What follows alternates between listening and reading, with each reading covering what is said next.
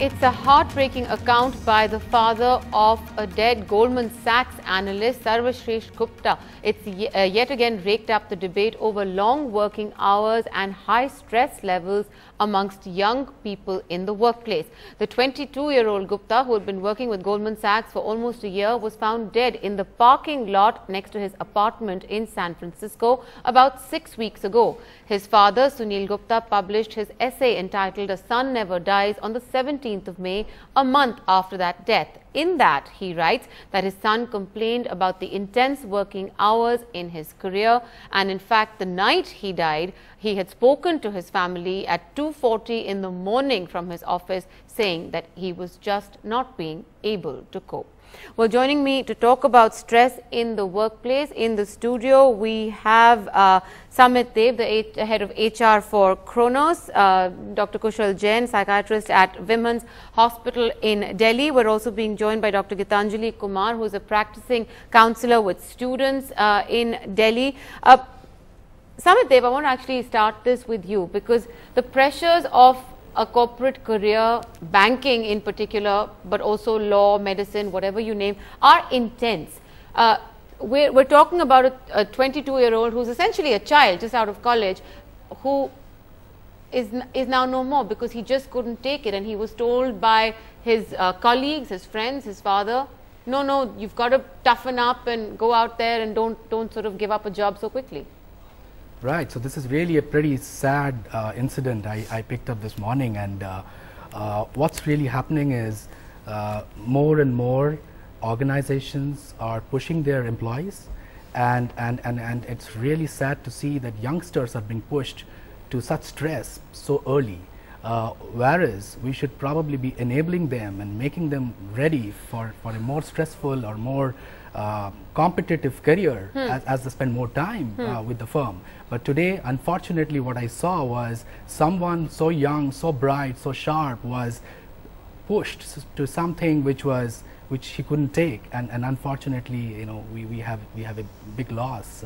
Yeah. Okay. Well, Dr. Kumar, if I can ask you, you know, they're still trying to assess the reasons behind his death. They haven't ruled it out as a suicide or an accident. The police in San Francisco are still investigating. But essentially, what we have from the father's own account is that when his son said he couldn't cope, the father said, you know, go ahead, and you have to, you can't give up so easily. We're talking about not just pressure of a corporate environment, of tough bosses, tough taskmasters at work. We're also talking about families who invest so much money, send their children abroad, push them into careers that may not often be of their choice, and you know, parents and families who are putting this kind of pressure. How do you deal with those?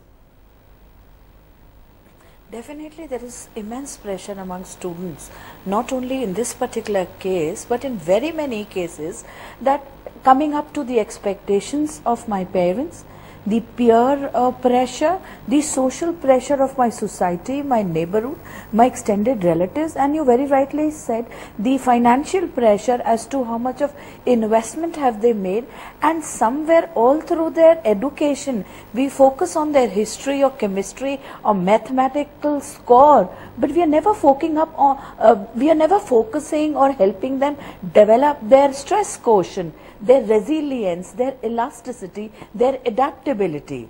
That is where we really need to invest in teaching them. I perhaps feel that the child definitely was struggling to cope with very many things. And what were those very many things we are yet not aware of? It could be those never meeting deadlines. It could be too much on his platter in terms of projects. But somewhere the earning, the father said you cannot give up, because the father, perhaps the family was looking forward to his earning coming back with certain status. Because it is one child who goes abroad, he's carrying the baggage of the entire dreams of the entire family. Okay, Dr. Jain, come in on this. Because the house, the new house. Yeah, you know, Dr. Kumar is making the point of pressure, that there is external pressure. But some of this, as a 22-year-old, you're a thinking adult. This is also choice-based. You're also putting pressure on yourself to perform. It's not fair to only blame a high-pressure job. You've also chosen to be in that high-pressure career.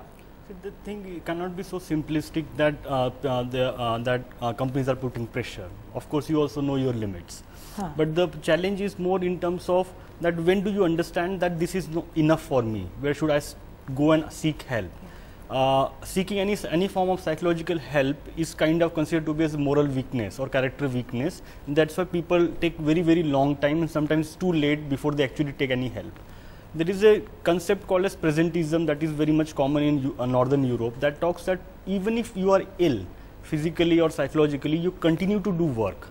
It's less initially because they want to rise, but after some time it's more about that they cannot lose that job because it has become part of that, and there is someone next who is there to replace them. So even if they are not able to cope with that stress, they continue to do that. They keep going to the job because, as I read from that there is no option. Someone will replace them, and the job pressure is intense.